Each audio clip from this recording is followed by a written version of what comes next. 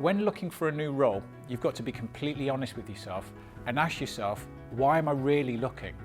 The reason I say this is because on so many occasions, when a candidate has been through an interview process and then is actually offered a new position, so many times they stay with their existing employer because they either get a counter offer or decide that when push comes to shove, they're too scared to move. Our experience and research tells us that on average, about 80% of people who accept a counter offer with their existing company are back on the market within 6 months. You need to be clear in your own mind what to expect when you hand in your notice with your employer. And most people aren't, and they are flattered when their company shows an interest in them only when they decide to leave and make what turns out to be, by and large, the wrong decision.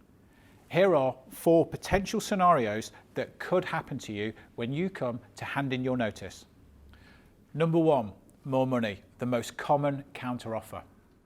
Why is it that it's taken until now for your current employer to suddenly come up with the money that you're worth? Why weren't you appreciated whilst you're still working there? Accepting a counter-offer in salary is a mistake on 2 different levels. First of all, it's a bad tactic to negotiate more money. It can work, but only in the short term. If you're only looking for an increase in salary where you currently are, then this tactic is a dangerous one. It means that you've played your hand and you have been highlighted as somebody who has their eye on moving elsewhere. Will you be seen by the company to be in their long-term vision from now on? More money in the interim is good, but you're far better to negotiate without having to show that you've been offered alternative employment. Recart can also help you with negotiating with your current employer without having to hand your notice in. Number 2, emotional blackmail.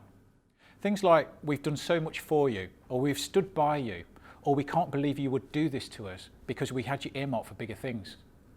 Tugging on the heartstrings is a really powerful thing. And as in the first point, many people revert back to better the devil you know, rather than taking that bold step and taking on a new opportunity. This type of reaction gets people to think irrationally, and then they justify all the reasons why they should stay where they currently are. It's like ending a relationship, knowing it's better to do so, but when it comes to crunch time and actually moving on and knowing this is the right choice, but the scary choice, many people decide to stay in the wrong relationships for the wrong reasons. But the cracks always reappear at some point, so be very aware. Number 3. Be prepared for being walked off site or being put onto immediate gardening leave. On many occasions, I've spoken to candidates who were shocked and surprised at the reaction from their employers when they handed in their notice. They had their ID passes, phones and laptops taken off them straight away. It doesn't happen too often, but it is a possibility, so be prepared. Finally, number 4. Hopefully, the reaction you'll get when handing in your notice will be a handshake, a thank you, and best wishes in your new role.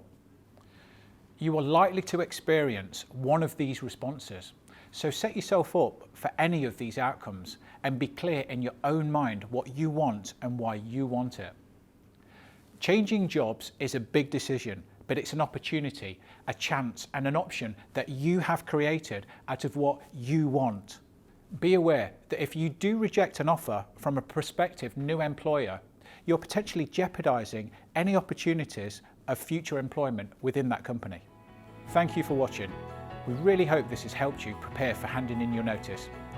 Feel free to pick up the phone if there's anything else that we can do for you.